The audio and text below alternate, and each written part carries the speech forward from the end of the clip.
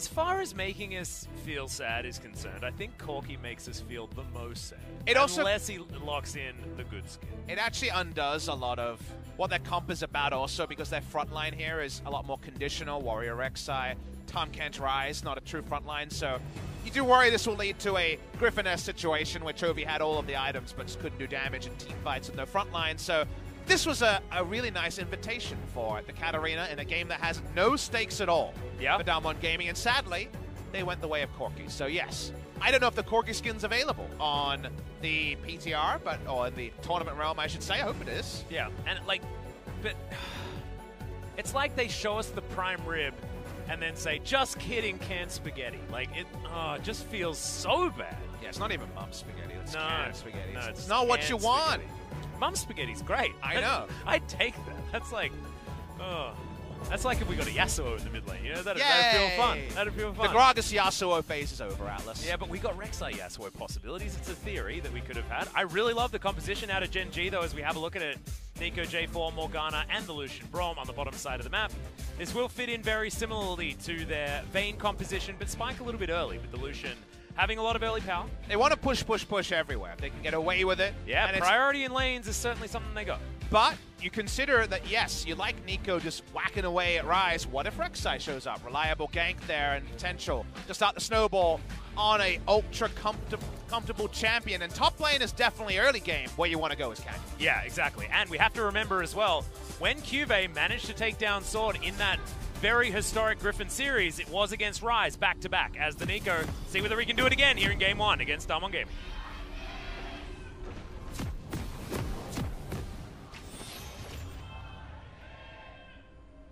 That's how you know it was live. They actually fired off the W there. The Ashe. There's no ruses going on here. Fly's got a new pick. He's going to show off the Glacial Augment Morgana, you will notice. Better be the Super Soaker Morgana first item. Twin Shadows would be pretty fun as well. Yeah, you can build both. That's how the Glacial Augment Ahri works. You just build as many activatable items as possible that slow people down. This is a very fun game because Gen.G have a comp where if they have map control, you have to face check one of Jarvan, Morgana, and Braum. That sounds really sad. Yeah. And it's a squishy line up on the side of DWG. However, DWG also have a tempo drop. They got Tahm Kench Ashe. If they can get out of laning phase, they can roll mid lane. They also have the Rek'Sai Tremor Sense and the Realm Warp. Here are the runes for good old Morgana. You'll notice actually approach velocity is taken in that makes some sense. The utility tree. Of course, it's all about crowd-controlled champions, and you know what? Both these teams have a lot of crowd control, so I feel like the value here is going to be nice and high. Absolutely. So Fly hasn't taken the mini dematerializer, so it feels like he doesn't need it. As Ryze has taken the Comet. That's scary. That's Noguri wanting to play pretty aggressive. Second time we've seen Noguri take Comet in what is traditionally a pretty hard matchup for a Ryze. I forget the original matchup, but we see it here in the Nico matchup. Like you mentioned, it's press the attack on hit Nico, who just wants to hit Ryze with impunity. However, it's Noguri's Ryze, and watch this guy in the laning phase. You'll be able to appreciate why he is revered as a laning player. However, watch him in the mid game, and sometimes the brain fades of what can actually help the enemy snowball. Peanut not going to actually gank the Ryze, but will give some coverage for Cuvée. And also won't have Punch here as well. I think that's one of the main things, is the fact that Punch did offer a bit of that veteran seed to Noguri as well, and it's Canyon, who's also a rookie here for DWG Gaming. He's on Vision now as he picks up the Rift Scuttler, but yes, Noguri's laning phase is certainly to be feared, but in comparison to Cuvée versus Sword, this is Cuvée with an extra 1% on the base attack speed. So he got a little bit of a buff moving into his matchup against Noguri on a very similar Ryze. Definitely feeling good about that if you are the on-hit Nico player. It's definitely been a sometimes champion. I feel like Cuvée has, of course, been the big star of this top lane Nico and has been returning to it wherever possible. Yeah. Cuvée in his heyday was able to draw bans on picks other people weren't playing at the time, so trying to justify that here, and like we understood, if he's just there hitting Ryze and there's minions in front of him, he's going to win the damage trade handedly. Exactly. Getting the passive shot and press the attack fully stacked up there. Noguri does have to be a little bit careful. Does have himself the refillable potion. There is the mechanic where, as a W max Nico, you can use your clone to eat overloads and not take damage trades. Yep. That other champions will be forced to opt into, so for now at least, health-wise, you are very, very healthy as Cuvée. Potential to bait out the W quite easily, though, if Rek'Sai's top side. And also you're very squishy, so if Noguri gets that Flash Rune Prison in there, then Canyon can follow up with his knock-up after a burrow, and it can just be disaster. So where he's going to be is actually going to be important. It's Ruler going aggressive on the Nuclear, almost gets the stun, but not quite. I don't think Ruler was expecting life to land that Winter's Bite. Some fancy auto-attack cancels there as well. Always nice to see. Yep, skating around here on the Lucian. Different look for Ruler. He has played some Lucian this season, but often he was on the Kai'Sa duty to open up the season recently. Been playing a bevy of different picks, but he's undefeated on Vayne, banned away this game. We know about the gank gank paths you can take as a Rek'Sai, Shaco inspired. Is this particular side not going to probably see a W used quite freely here, and Cuvée actually sniffs it out. Yeah, that gank sense is just stunning from Cuvée. What's the only way I can die? He's wondering as the wave was being frozen. So actually pretty next level. Top laner sense is intact for Cuvée. Yep, fantastic stuff. Just showing his veterancy there. Understands that it's not a time to walk up to the minion wave. And he's going to freely farm out all of these creeps underneath the turret. Will actually have himself a little bit of a CS advantage. Noguri's going to go back home, does have his Lost Chapter already completed, not decided to go for any tier early on, wants to have as much power as possible, as Nuclear takes a big trade there with the Brilliance Pursuit. Life uses a very aggressive Unbreakable to try and win out the trade. Always fun to see people playing out lanes a bit different. We know how the Nico versus the Ryze should go, but then, like you say, you go for immediate power, just like a lot of the buys change when we had a lot of mages in the bot lane when it came to what items can you rush and get away with in a laning phase. Tier Ezreal became Sheen Ezreal most of the time for a long time in that particular meta, so understand, of course, the Lost Chapter coming in. Infernal Drake is the first spawn here. You're looking at control bot side, Lucian, Braum, Morgana. You feel like Gen.G have the first argument for Drakes to be started, but for now at least, with the ability to use Tremor Sense and also the Hawk Shot, no freebies available for Gen.G. Well, now Noguri has that first back. Cuvée hasn't teleported. Noguri didn't have to either, which is why he's keeping Cuvée in this lane. Freezing the minion wave as well and forcing Nico to walk up at times where Rek'Sai might be around. Oh, they timed that ward beautiful perfectly. Maybe even better than he realizes. Yeah. And in fact, Cuvée, he's going to walk back and he thinks, oh man, I wish I could use it. But he doesn't actually have it available. He has a Peanut though. Peanut really battle warding. Fantastic play here. No one died. No one even hit each other, but wasn't that a cool passive play where the exact timing, and then also Peanut coming up for that exact timing, and it ships in the night, but in the VOD review, both coaches look at that and they're like, good job, junglers. Like, that was really well played on both sides.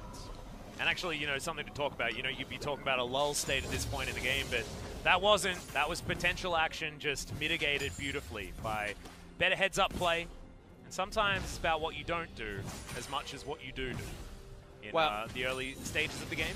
And also in this lull state, we can talk about how you just said doo-doo. It's very funny. I didn't want to mention it because I didn't want to sound immature, but I thought it was hilarious. You know, sometimes you make mistakes and you just have to be out of Pops movie. Here's what I've learned, now ticking over to 32 years of age. Still really funny when someone says doo-doo. Yeah. Not so funny when you get turret dived by a Rek'Sai, but for now it's just a blue buff contest. Now, if Fly loses blue, we're going to lose a lot of lane control that Morgana is looking for. Scaling is a word we often investigate when no one's died in the first 7 minutes. Yep. It's actually a really tricky one to make equivalency with, you would say, but of course Corki will do so much damage compared to Morgana in the late game, but with no frontline. Like, Ryze is a kind of frontline. I don't think we're going to see, I mean, we got the longsword. It's going to be Warrior Rek'Sai. I feel like this game just snowballs really hard. So I kind of want to be results-oriented and say the team that starts winning continues winning. I feel like catch-up is really difficult between these two comps. So we're just kind of wading through and making doo-doo jokes until we see some action. Well, Peanut has decided to go for the Cinderhulk Jarvan. That's often the option he likes to take. As Gen.G are happy to play around Ruler in the late game, he's going to start up this Infernal Drake. He gets Corki has a bit of priority in the mid lane. He knows the control ward was placed in the spot that's very hard to see unless you enter the pit. So he entered at least the Drake, and then was like, oh crap, there's control ward defensively here. So that continues to delay the Infernal, and the freebie that Lucian Braum usually provides, i.e. the ability to sneak Drake, is going to be delayed until around the time that Rift Herald spawns. Well, it's the blue buff contest here for Gen.G that they're looking at. Not sure whether they got vision, but you can see Peanut just put down that ward around where Beryl is located. even if they can't see the actual blue buff itself. It's a really fun control ward spot if you're playing solo queue because it's such a ruse. The pit, I know, and then the enemy's so tilted like, but my free Infernal, no! Yeah.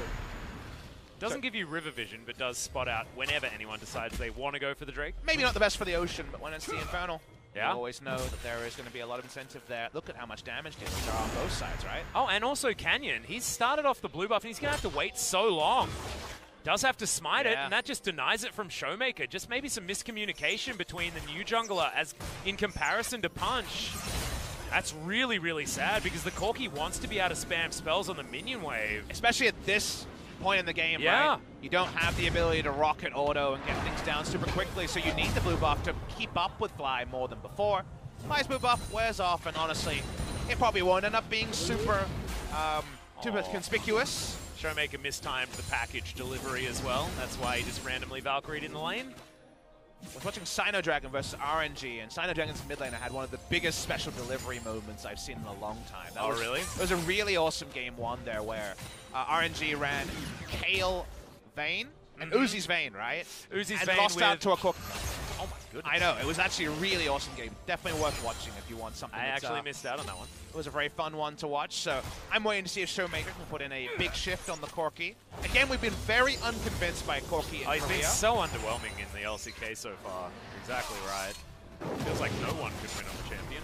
You know, hoping there is finally the space to be able to pick up the Infernal, and with not having the blue buff transfer and all that, DWG Gaming have to check with their faces. Yeah, and Ruler says you can have a culling, and Beryl's not going to be able to walk up to try and contest this one. Peanut actually did de-aggro the dragon, given the fact that Canyon was making his way around. Fly, though, is going to clear out the minion wave. Showmaker gets this control ward. An extra one is in the inventory of Fly, as they've been trading farm very evenly in the mid lane. But it's a bit of a wash. Corki and Morgana, I mean, they're pretty good when it comes to farming. It is a really cool comp from Gen.G because there is the soul. soul. A lot to like, man. It's the well, we'll hold the point now. As the bind does hit there, I don't know if we're going to see action here because it's justified over a Rift Scuttle. They don't want Gen.G to get at DAMWON because, of course, that gives them even more control around the Infernal. Yeah. But the Infernal has been delayed till after Rift Herald spawns. But the reason why I find it a fun comp, it doesn't have the cool new champions we were hoping to talk about. So my Blue Blades-esque terror about not getting to tell the fans about everything I've prepped for 9.6 is abated a little bit because think about the last time we saw the Nico X comps. They were Nico Vayne comps, and it was very much, this comp needs to stack Rage Blades, then they're strong.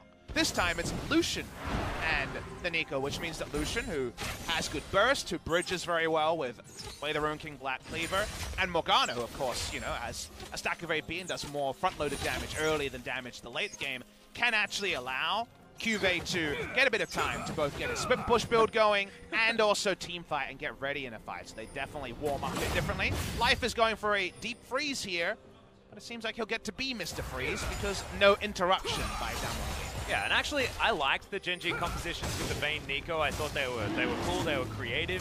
I like this one way more, Papa, for a whole lot of different reasons. And as a play-by-play, generally I look down a composition and I think, what are the ultimates of all of these champions? Because I have to yell skill names.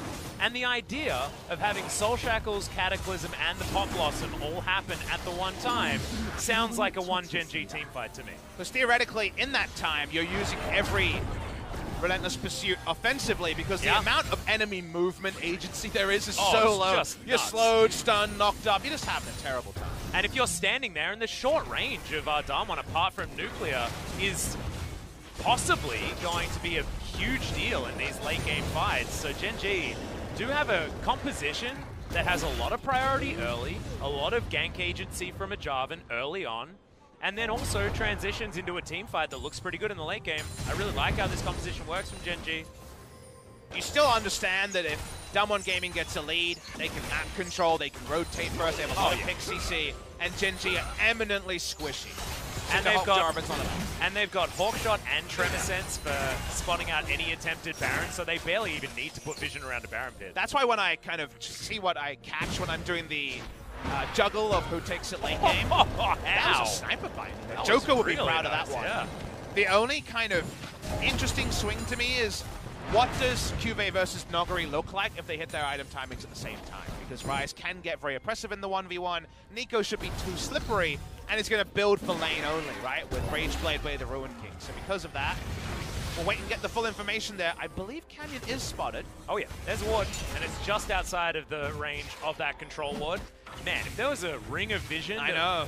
That's really silly as Cube. Oh, he doesn't get it, but the Pop Blossom's going to come in. That will make sure that Canyon takes the ride out. But Peanut and Fly should be able to pick up the aggro onto this one, and you might just say that Cube missed all of his buttons, but honestly, I feel like he's picked up Shelly for the team. It's very hard for either team to face check, but damn it, there is a package. There's a package from Showmaker.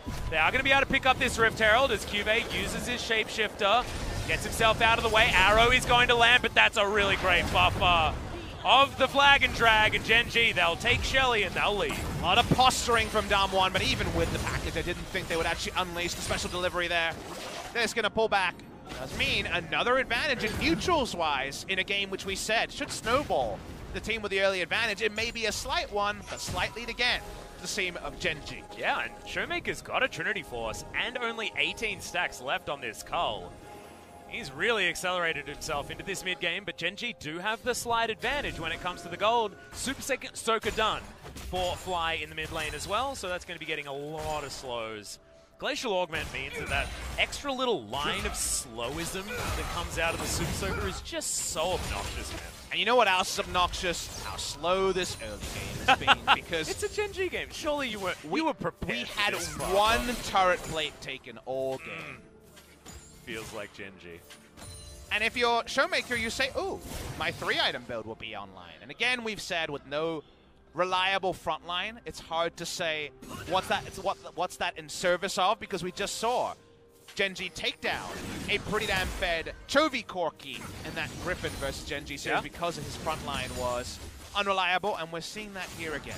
Cube, power farming, I would imagine he has way the Ruin King gold, but this is all about back time, as he does. Yep. See whether Noguri is going to be able to punish him and get himself a better back timing, but you can see it's just trading a farm. And you have to say that that actually benefits Cube here, because Noguri is normally known for being a pressure point on the map for DAMWON Gaming that can work every single time. It hasn't necessarily been that here for DAMWON this game. And Atlas, we have some time, so we can, you know, probably quite a lot of You want to talk about Doodoo again? No. Oh, okay. Get your mind out of the gutter. What I want to talk about is, what is the capital of the LoL state? Because we talk about this state all the time. Adelaide. Well, that's funnier than I expected, actually. I thought you were going to say Gen.G, but... Ah, just Adelaide. Well, that's an Australian joke, everyone. We're definitely in Adelaide right now. Yeah. Nuclear going to take a fair bit of damage there as Beryl spits him back out again. Actually, shout out to a few of my favorite casters of old for League of Legends that come from Adelaide. No, I'm going to create some regional beef. No? Are you going to do that? Never be in the capital of the LoL state. Oh, Ubershout's going to come get you, man. We've seen how much he goes to the gym. He's a rival game broadcaster. We don't talk about him. Hey, he started off as a League of Legends broadcaster, okay? As Shelly gets thrown down in the mid lane and Canyon almost dies on the bottom side of the map. Maybe we have to bring it away from this LoL state situation. Boom! There's a flash, but the Cataclysm will be the raise. Void Rush comes in. He even gets the heal, and Peanut! Oh no, does get the flash off, but Nuclear will be able to slow him down. The frost shot's enough. Almost gets the flag and drag in time, but it's not enough, and first blood goes to DAMWON against all odds. Just like Graves years ago, close but no cigar for Peanut this time. He goes super deep, but it's Cinderhulk Jarvan. Yeah. The damage isn't there, and a nice timing on that ultimate from the Tom Kench, and Peanut looking a bit silly. Yep, that was the young man mechanics coming out of Canyon there as well. The timing on the Void Rush, just amazing. Made Peanut look silly. He's building towards a Gargoyle Stoneplate as item number 2. He's super defensive. As DAMWON, they don't care about this control ward. They know that Peanut's walking from base, and they'll grab a free Infernal Drake here. And now you already know how this game looks in hindsight if it's a DAMWON victory. It's the fact that they delayed that first Infernal. They picked up the second Infernal while Corki was getting going. Let's watch Peanut here and just understand his position, because he sees Canyon get culled, and he can just disengage, right? Yeah. It doesn't matter. He's not going to be able to take over his jungle. He saw the back. He saw the back time. He's like, this is my time to shine. Unfortunately, would have 100% got the kill if it was Warrior Jarvan, which was the build for a lot of the season. And also if Nuclear didn't have his heal available immediately. Heal, stasis, a lot is used to keep him alive. But remember, it's first blood gold. It's not just 300 Gs, it's the bonus gold there as well. And it's also Peanut off the map and a guaranteed Infernal Drake. That is so many snowball effects now in place for DAMWON Gaming. Next Drake will also be an Infernal. A surprising build path from Fly. He's gone for an early Haunting, guys, in the build. The GOP, of course, makes sense, has the synergy with I mean, if you can guarantee people are going to be standing on the puddle, I mean, the Liandry's Torment does do a lot, given the fact that you also have Glacial Augment to get the slow for the extra damage. Good Hawk shot there. Means that DWG Gaming will walk up, but they don't know for sure. Peanut's around. I would say, as a counterpoint, there's not a lot of health stacking on the enemy team. Yeah, that's true. Gobble up there onto the Ash. Beryl has great health. He'll be absolutely fine. As Canyon and Nuguri, they're looking for Peanut, and Canyon just kills him. I'm not even sure how he did that much damage that instantly, but that's just a very, very dead Nico on the top side. Missing health damage and not much health to speak of. Is the interaction looking for there. Atlas Rage going to be delayed when Wits End for the 2 laning opponents he'll have and just deleted by Canyon. Pleasant reminder that even after a ratio nerf, you do crazy damage with Rek'Sai. Yeah. That was ridiculous, and the insta-pop on the Void Rush just meant that Cube had absolutely no time to react and do anything. Could have flashed to maybe put the Rek'Sai underneath the turret after that, but also had the burrow. It's 20 CS the advantage here for the Ryze. I'm going to raise my hand and say that we got the confirmation. Nuguri, a better Ryze top than Sword. Yes. Because, yes, he did get 1 gank, but he was just innately winning the matchup, and he's going for a Void Staff for matchup as well. That is an early Void Staff for a Ryze. That's a really early Void Staff. But he just wants to kill Wits End Nico. This might be a Ryze who can consistently 1v1 Nico. And also, he knows that Peanut is also going full tank. He'll have a fair bit of magic resist after that. Gargoyle Stoneplate is completed. This actually does a lot for getting rid of the front line on the side of Gen.G as well. I feel like it's multi-use there in the Void Staff as that steal was cubed by Canyon. Yep. Things are going worse and worse, and then worse again for Gen.G as this mid-game goes on. And you can also point out the point where the game went from really in their hands to away from their hands. Let's go watch the replay. Let's watch this last bit of damage, see how much the ult did. The Realm Warp there amusingly took them way out. R did, yeah, it'll easily be quite damage. Yep, it did. And there's Chilling Smite there as well. Yep. So, those 2 things, explosive damage, I think they actually overkilled him by quite a lot. The Pop Blossom didn't seem to do too much. I don't think the shield actually armed. No, it didn't reach the ground. It certainly didn't. Well, that cooldown is short, so perhaps not going to be so big, but that's the answer to why he died so fast. Well, Cube gets a ward, spots himself a Rek'Sai. As Nuguri's going to make his way towards his bottom outer turret, we'll see whether Cube actually feels lucky, and he is going to stand around, pick up these minions. Not too worried about a dive at this stage. Does have Pop Blossom back available again. In case you're wondering which Wits End we're at, it's still the old Wits End. There's not the new one that's been discussed when it comes to being able to heal off the proc damage. That's a 9.7, 9.8 thing. We're still on 9.6, so understandably, a whole lot of patches being thrown up in the air, and there's some ambiguity about where we're at. That's where we're at. Yeah, we're at 9.6, everyone. I've intentionally tried to stay away from 9.7 as much as possible, even though I have spoiled myself on a few of the changes, just because I want to make sure I know exactly what's in the game of League of Legends that I'm commentating. It gets very, very confusing. As, thankfully, I have stayed relatively spoiler-free. I'm just excited about new Mordekaiser though, man. Oof. Oof. You are, well, speaking of being excited, that's an oof. That was well. No ultimate required to just insanely murder Cube. Yeah, I feel like Cube's like, I bought a Negatron clip. What's going on here? Yeah, exactly. Why do I take 1 trillion damage from this guy? Well, maybe it's Soft Boot's Void Staff that does that. Oh my god. Just Nuguri things. Do you know what Nuguri does on Ryze as well? He farms way more than the minions on the map would suggest. On this Ryze, the mid-game often a lot of the farm does go to Nuguri in side lanes, and he's continuing to do that right now. He's going to go back home. He's got an Oblivion Orb. He's Magic Resist doesn't do anything to this Ryze. I really hope they get value out of Flame and Nuguri together, because you see why, in a perfect world, DWG Gaming would have been fielding Nuguri all year, right? Because he's just so prodigiously talented in the 1v1. It's the map plays that really let him down, and the mentality, I think. So I hope there's some inspiration. And speaking of inspiration, yeah, teleport comes in from Fly as Beryl takes a fair bit of damage, but he's not going to die just yet. Nuclear looking for it. The Rek'Sai going to explode. The Devour's going to be in there, though. The Ignite, it's ticking down. Beryl's going to fall. Fly picks that one up, but that's only one to be lost here, and somehow Canyon survives. Nuguri doesn't join the fight. The Infernal is up, so there's actually quite a lot on the back end of this. Hard to say whether there was actually a time that he could find a meaningful teleport and not just arrive after the fight was over, but it will be a free Infernal to the side of Gen.G. Yep, they are going to be able to pick that one up for themselves. Fantastic for Gen.G's composition that does feel good moving into the late game. I actually looked a bit incredulously at the screen right there as the Super Soaker came out from Fly, and Showmaker took about a third of his health in damage as he stood on the little slow field. I missed that. That was a lot of damage. I didn't miss that there's more flat pen on Knockery. Oh my goodness. Void Rush has a pretty long range, guys. This Cuvee does actually get the extra movement speed, but Showmaker is going to be able to catch up. The flash comes in, but the Valkyrie, that's what that's for. Showmaker picks up that kill very easily against the split-pushing Nico. No outplaying on that one. Didn't have to use a further summoner on Showmaker, able to pick up the kill.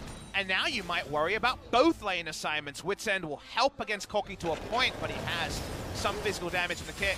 Let's think about, should Rise have teleported? The answer right now is no. And the question is, if he teleports on the ward to the right as Showmaker doesn't change anything, the answer is maybe. So at this point, you can definitely say yes, and he doesn't crack the turret, but Nogari's call in the end is no. Yeah, and I actually feel like DAMWON didn't want to re-engage just because Canyon was so incredibly low that it would have been basically a 4v5 regardless of whether Nogari had come in. I can take both counter-arguments, and at the end of the day, Nogari now has a 40 CS advantage, so what do they do with this teleport advantage? Well, at the moment, they're going to move into the mid lane, and the outer turret should be falling down here. They've got a lot of turret damage if Showmaker can actually get in range. Nuclear going to be there as well. All right, Binding has to be used. Sorry, the package has to be used to get out of the way of the Binding. That's fantastic news for Gen.G. I believe it was starting to time out. At the end of the day, you can buffer CC so reliably with the package that, because it always goes that fixed distance, then you're stunned at the end of it, that you're happy to walk up and get that auto. You don't want outer turret lasting forever. That's actually a conundrum Gen.G have to deal with. If DWG Gaming hit the side lanes here, there may be a window to try to punish through mid. Yep, Showmaker has a teleport. He's topside. He's going to be shoving that wave forward. Nogari goes back to his environment, which is a solo lane. DWG Gaming's environment, let's remember, is 1-3-1 pretty comfortably here. Gen.G want to play 4-1 where possible. They don't have a lot of range in their 3 compared to Ashe, Tom Kench, and potentially more members than that. Rek'Sai also Tremor Sense, so it feels like the extra range on the Ashe and also the safety of Hawkshot, Tremor Sense, Tom Kench means that you have the world's most impunity. You wonder how they could potentially be picked with that much defensive utility. Yeah, it's real silly. So far, it's all about farm here for DWG Gaming. You can see in the mid lane, about 30 CS, similar margin, but higher on the top side of the map. And it's only Ruler that has the advantage. Name a more Gen.G situation. I don't think there is one. However, it's the solo laners here for DWG that are really pushing them ahead further and further. It's close to a 4,000 gold lead. They have themselves an Infernal Drake, but the next one is going to be a Cloud, and Gen.G picked up the first 2. And let's not lose sight of the fact that with Nogari and Canyon, the young players who aren't known for their macro shot calling, they've gone for a 1-3-1 comp that's about playing the map, and they have a vision lead, as you can see, a vision disadvantage, as Gen.G have the vision lead. So there's going to be some technical rotational plays that this lineup of DWG Gaming hasn't performed on in the past. So this is where they might trip themselves up because they need to be pretty delicate about their lane assignment. Well, the other thing, like, I feel like they've picked a composition that does play into that very, very well because they have Tremor Sense, they have Hawkshot. If they're in a tricky situation, they're like, oops, we don't have wards. They've got a lot of different options when it comes to trying to mitigate that as an issue. But if you use all those to catch up, is it enough as Nuclear takes the damage? Yeah, Pharaoh's going to hold on as the ultimate does come out. Volley's going to do a fair bit there to life. The big one comes in from Showmaker. That's dangerous. Fly misses the Dark Binding as Peanut has to flag and drag his way out to safety. 80 carry life for support life is a trade that you'll take if you're DWG. Just finish to your point, the issue is that those things should be the cherry on top of a pretty equal game, right? Because it's not much of a meaningful lead. And then you fight for Vision, and when Vision is exhausted on one side, you've also got utility. Yeah, you got more answers. But if you're using it to catch up, then suddenly you wonder if your one kind of serrated or sharp edge is dulled, and then it does become very much a coin flip game. And it feels like we're going to get to a territory where one team messes up and has like a gap in vision or is exhausted of vision, and then a Baron just kind of closes the game one way or the other. If you're DWG Gaming, a team that is trying to show they are going to be a force in playoffs, you have the counter argument of we're not playing for anything today, but you also if you're Noguri and Canyon especially, are fighting for your spot, and that is not something to forget. Well, DWG Gaming, you know how I like talking about item spikes, Papa Smithy? They have two pretty big ones at this point in the game. Yeah. Infinity Edge completed on both Nuclear and Showmaker at the same time. And both of these champions, it means everything. Two items-wise, when we had Play the Ruin King Black Cleaver and also the Leandries into Super Soaker, you were loving Gen.Gs, but then IEs with Zeal item completions on both sides just can't be answered by an Infinity Edge on Ruler. Nope, that's only 25% crit, and you're not exactly getting the extra boost that you need, having at least the Zeal. Big issue for Gen.G is that they can't play 4-1, they can't play 1-3-1 because Cuvée can't deal with Ryze. They've actually struggled to use the sort of lane assignments they would have expected because they played and won this matchup earlier. Yeah. And that is leaving them in a tricky spot. Look at Noguri. He's literally level 17. And he's at the inhibitor turret. Oh my goodness. Cuvée only level 15. He incidentally took half of his health bar and damage. Run a Baron, baby. They're feeling so much pressure that they are going to run at this Baron. Canyon does have control ward vision. And they're not actually going to try and take that one down. Canyon completely seen here. Looks like Peanut wants the 50-50. Don't have two smites. They don't have any unsealed spellbooks now available here for Gen.G. Tower's taken on the bottom side. Noguri's just too strong. We're going for it. The Baron stolen from Canyon. Of course it is. Here for DWG Gaming. Cataclysm comes in. Canyon's punished, but he's already taken it. The heist was a success. And Gen.G, tail between their legs, will try to get out. Peanut might die incidentally in the back of the big one. Had to flash the big one. My goodness. This is the thing that has rewritten an otherwise super even game is Noguri's pressure. Showmaker's just interrupting every bat. They're TPing back bot lane. Yeah, Noguri's going to head down there and just try and take Nexus turrets. Noguri's playing single player. This is ridiculous. Oh, he found his friends. Yeah, he's found some people in the mid lane just because he's like, oh, I don't actually have an objective down here, my bad. And he is going to be able to take down this inhibitor turret alongside the rest of DWG Gaming. When it comes to making a call and it not working out, that's up there. But you understand why they made the call. It wasn't like they're just idiots. It's like, there's too much pressure, we need to relieve it somehow. They weren't going to be able to teamfight because Noguri just mainlined his build for lane and smashed lane with nameplates on. This was the best of Noguri versus Cuvée playing on a champion is practiced in pro play and solo queue. Smash Sword on 2 games in a row. And that's why in that matchup. Unfortunately, again, nameplates are the big thing there, and that means that Gen.G have the option of losing the game in the Noguri lane or trying to win the game with a Baron that makes it so it doesn't matter how the 1v1 matchup goes. They YOLO Baron, as we called, and it goes the way of the young man once again. No longer is that Peanut, it is Canyon. In this day and age, the 17-year-old Jug King smites away the Baron, maybe smites away game 1 for Gen.G. Yeah, it's looking like it at this stage. You can see there's just so many minions killed on the side of DWG Gaming. They are ahead of the clock in 3 lanes, Papa Smithy. How does that even happen? Well, what happens, Atlas, is that no assignments work. Noguri might just kill Peanut here in this Cataclysm. Eventually flashes, wanted to actually kill him. The Overload didn't actually land as Canyon looking to do the wrap around. There's so many meanwhile. Why are there so many members of DWG Gaming on this map? It feels like there's 9 people. The full court press, perhaps never best summated than that action. Ruler's just trying to poke people and make them think. They're not thinking they're too hard, Atlas. Nope.